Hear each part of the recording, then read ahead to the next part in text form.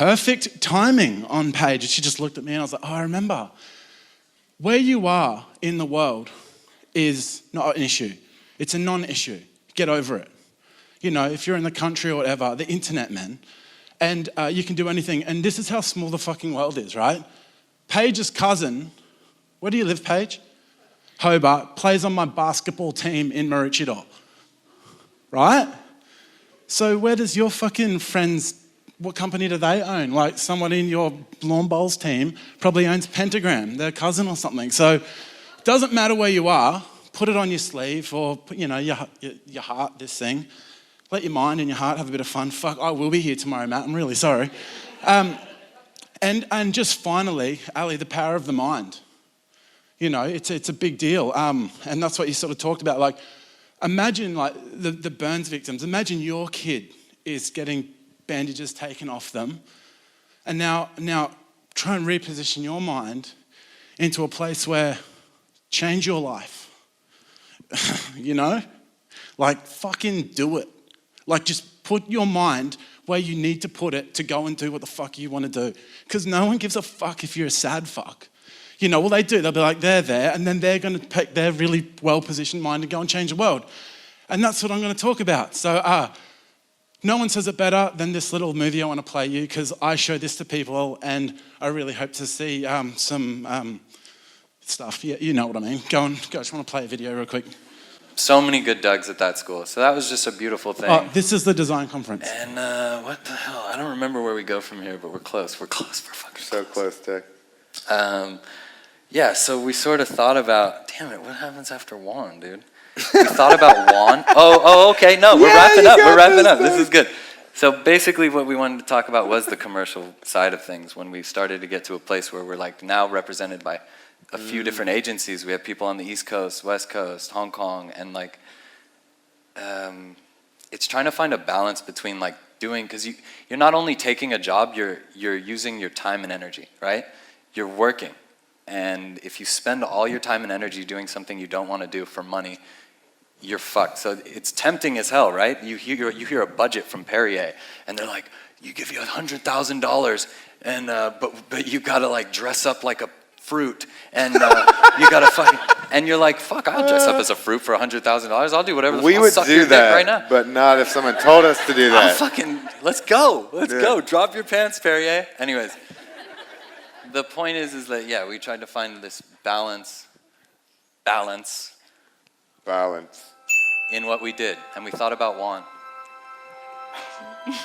We took it back, you know? Yeah. We took it back. And we tried to, right now, that's what we're doing. We're trying to figure out what we want to do and what we have to do for the money to support what we want to do.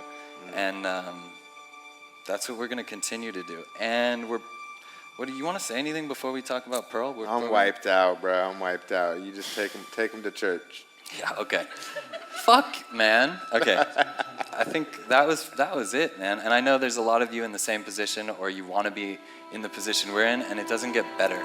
You just have to think about, oh, sorry. No, this is good. No, it doesn't get better. Nothing changes. You're still like, no matter how much money you have, no matter how much more shit you have the same fucking issues, the same problems on a different scale. And so I think just trying to remember what's super important to you daily, what you care about, who you love. Wow, this music's gonna make me cry, dude. It's true. It's so fucking true. Anyways, there's a famous author named Pearl S. Buck, and she said it better than anyone I think we know. And so I think I would read this to you to let you guys go. She wrote this. We could read it together. She's not an artist. She's a writer, but obviously she's an artist. She observed the artist. She observed the artist, and this is how she described an artist.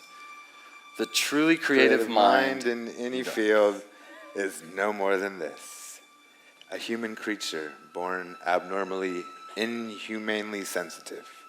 To him or her, a touch is a blow, a sound is a noise, a misfortune is a tragedy, a joy is an ecstasy, a friend is a lover is a god, and failure is death. And add to this cruelly delicate organism the overpowering necessity to create. so that without the creating of music or poetry or books or buildings or something of meaning, his very breath is cut off from him. He must create, must pour out creation by some strange, unknown inward urgency. He is not really alive unless he is creating. Create on, my friends. Create on. Yeah, cheers. Thanks for the clap. So usually when I show that, everyone's like, whoa, do you guys think that shit's amazing? Obviously not. And now you're laughing at me again. What's wrong with you people? No, do you think that's amazing? That is what we do. I live for that shit. So, how I became to live with that shit literally started like 10 years ago, and I was sitting where you were, like 100%. I never wanted to really be on stage, but I figured I'd take the mic and do it if I had to, because someone's got to be up here. So I just go for it. And so basically, I call it the leap, the leap of faith in the house of God and in the sermon. But what I did when I was a university student, I'd do my assignments. And then when they were done and I had more time, I would literally sit there and think to myself, how do I do this again, but differently and better, knowing good and well my other self just gave everything I've got? And does anyone really know why I would have done that? Because that's our job, to continually reinvent the way people feel and they think and how they purchase. I mean, I'm really going off topic here, but imagine you had an Audi, right? And it was the same Audi, and your time's come up, and it's time to buy a new Audi. Does that Audi need to be bigger and better? Does the experience need to change? And if you've done the best Audi you've ever done before, how do you do it better? When you buy a hat or a pair of kicks or a new pair of pants, like, talk about off the cuff, these motherfucking pants don't even have cuffs. Do you know what I mean? Like, you're always innovating. You're always changing. And university teaches you to think if only you want to be there to think and if you want to learn. And so before I get going, because I haven't started yet, a big ups to all the course coordinators, and all the students here, secondary as well as tertiary. You might think your lecturers and the people above you have it in for you or whatever, suck shit. Honestly, if they didn't have it in for you, they don't care. And you course coordinators, the secondary students here, well done, big ups to you guys, because it's crazy what young people know and what the young people feel. And one day, it's their turn. So the earlier the better. So big ups for letting them come along and listen to me talk fucking rubbish for God knows 3 days, did we say, Matt? And as a student, when you're at school, you have to understand that it is safe to fail. Go big. And as a student, who's entering competitions? What the fuck is wrong with you? You entered a competition? So what was it? A hackathon. So that's where my money went. He hacked it all. Man, competitions single-handedly changed my life, because no one was there to tell me it was right. No one was there to tell me it was wrong. It was just my own instinct and my own will to want to push the limits of my own mind, my own brain, my own heart, my own love, my own life, because you're here once, right? So when you win that competition, you get a feather in your hat that no one else has got. And if you want to stand out of the crowd, and you've got cuffless pants on and everyone else has got the cuffs on, you might stand out, especially if you've got wild socks on. But think of the cuffless pants as that award, being first prize, right? But here's the best part. When you fail, if you can put yourself in the mind or in the position of the person that come first and re-engineer how they were first and how they were better, you will have learnt more than the person that won, even though they have an actual award for what they've achieved. And if you continually and always move yourself incrementally in a direction, you will get somewhere. Do you know? No? Yes. Some people know. Some people are still looking at me going, what the fuck is he talking about? And some people, yeah, come on, work with me here, people. There you go. Someone's excited, aroused, other. And So when you're at uni, it is an absolute amazing place to grow and springboard yourself. You get to have mentors, you get to build your career. Who's doing work experience as a student? People just don't want to play this game, Matt. Is that how it works down here? They told me I'm not allowed to leave the mat. I said I was going to go Ellen DeGeneres and come in from the middle. Now I'm being told I'm allowed to do it. This is a really confusing place in Tasmania. I haven't started yet. But I guess at uni, it's a really wonderful place to fail. And I want to encourage you to fail. I want to encourage you to experiment. I want to encourage you to take the bits and pieces that you've heard here today and implement it into your talks. All those diagrams, I'm just as confused as you do. I make it all up. I'm making it up right now. They said, have you got a keynote? And I run an event and I'm like, where's your keynote? And I don't have one.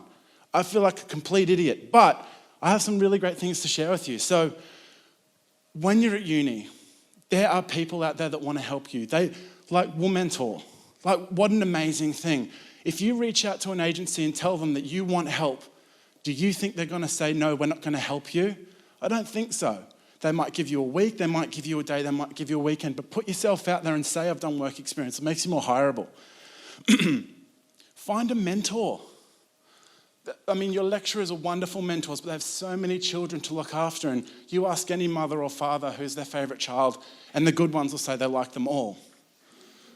The truth is, if you just go to a place that's got one child and you're it, you're going to get more attention. So go and get a mentor. Focus, and this is the big one. Just focus on what you can control, right? And that is your effort. The amount of heart you put in, the amount of care that you put in. And this lesson goes all the way to the day you die. If you just focus on what you can do and not worry about what is happening in everyone else's life, you'll tend to feel like you can make a change. But the minute you start looking in other people's pockets going, I wish I had that, or I'm less better off, you start being somebody else. And no one's better at being you than you. And that's why I'm on stage, because I'm good at being me. Do you know what I mean? Does that make sense with everyone?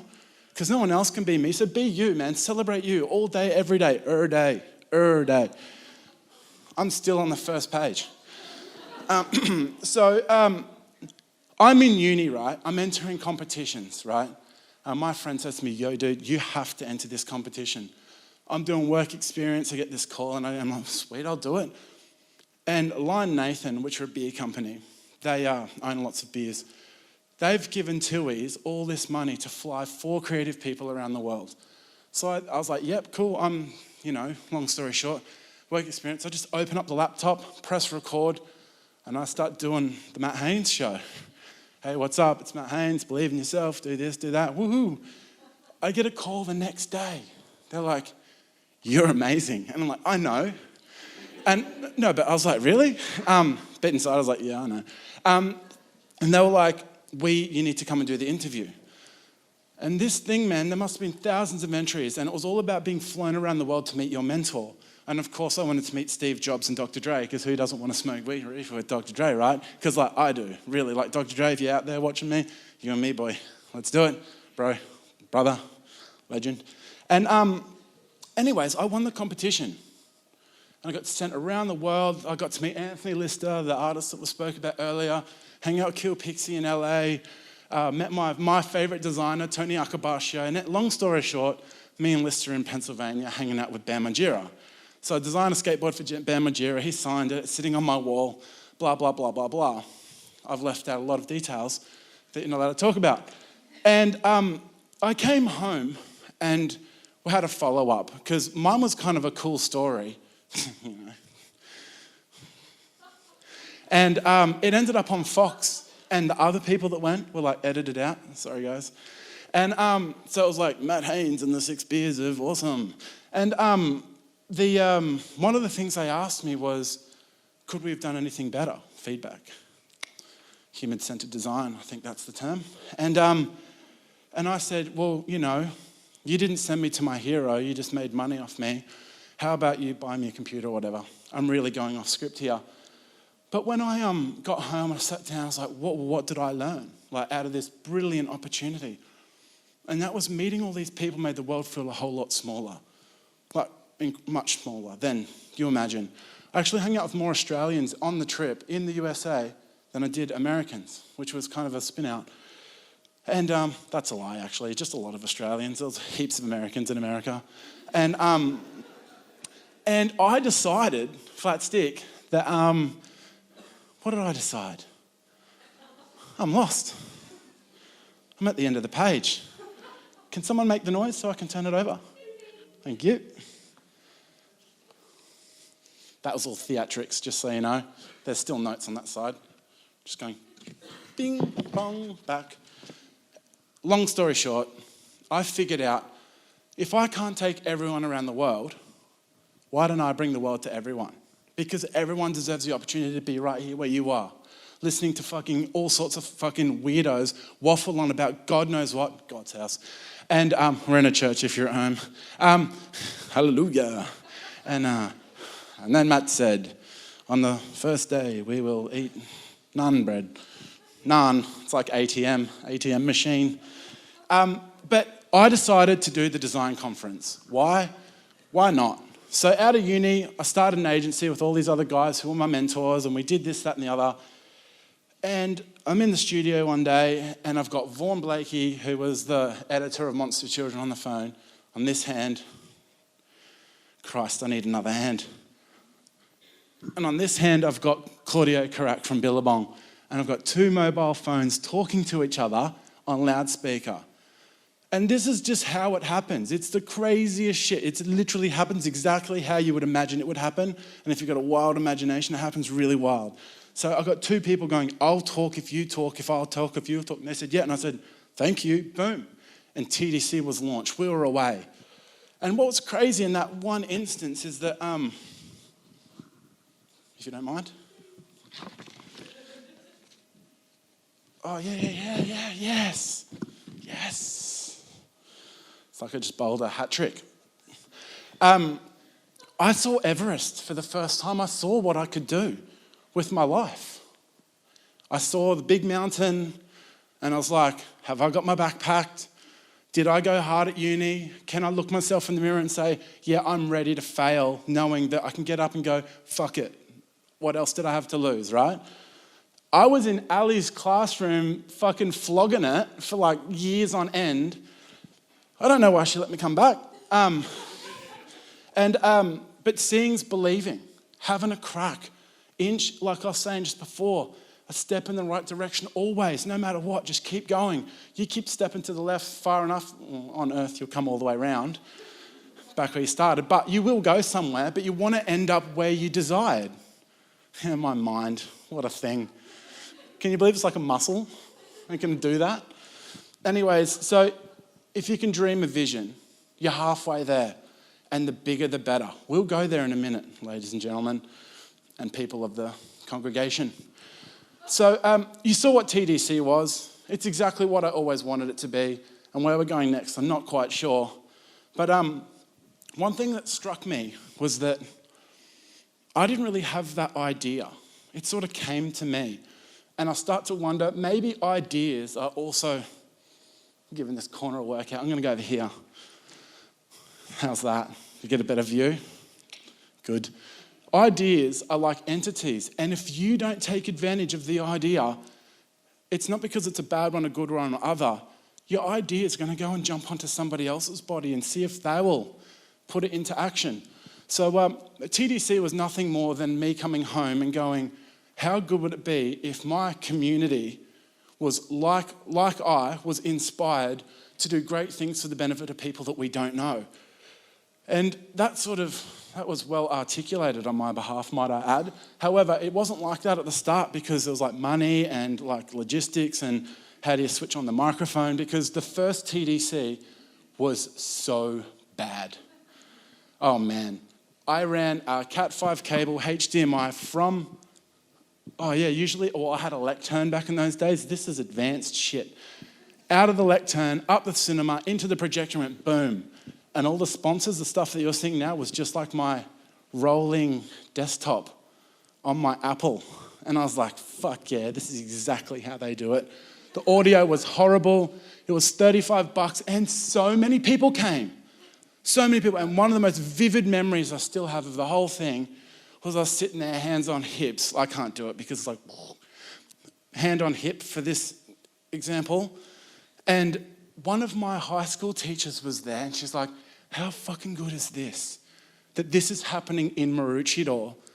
Fucking I wonder who's a genius behind this. And I was like, it's me. And we both had a bit of a cry together. I was like, yeah, it was me, you know, like full tilt, because I was like, you can do anything you put your mind to, right? So, is there like a noise for halfway down the page? No, made that up. Welcome to my mind once more. I guess what I want to say was you learn on the job. No one was angry at me for throwing a fucking half-assed amazing experience.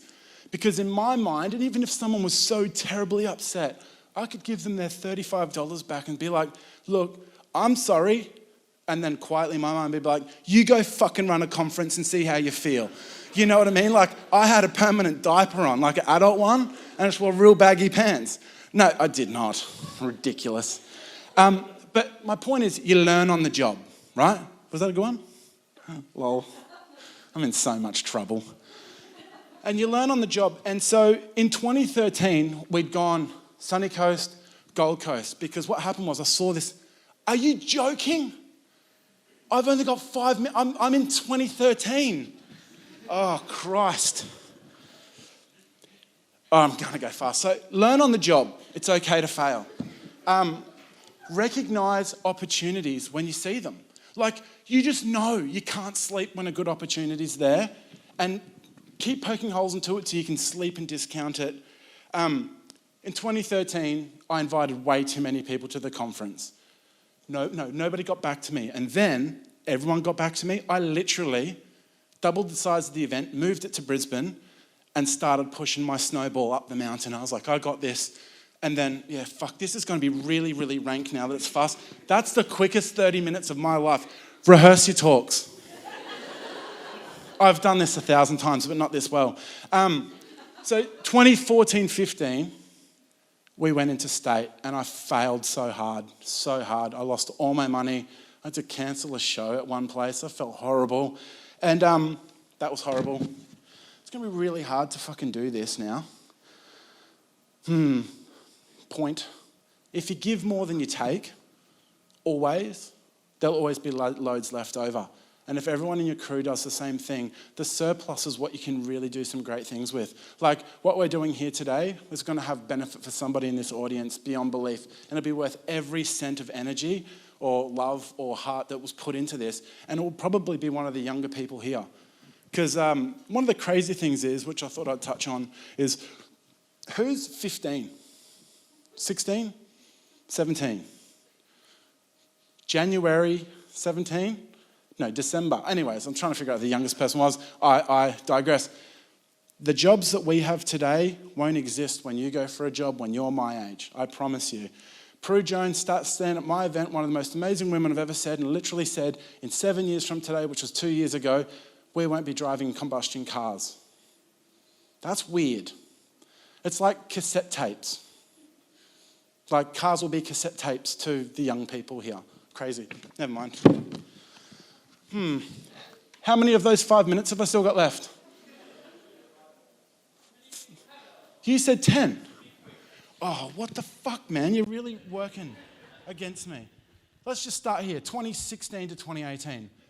So it's all about plotting significance, right? Do things to the maximum you can possibly can. So by 2016, I'd run the conference almost into the ground, revived it, like jumped on its face with my feet.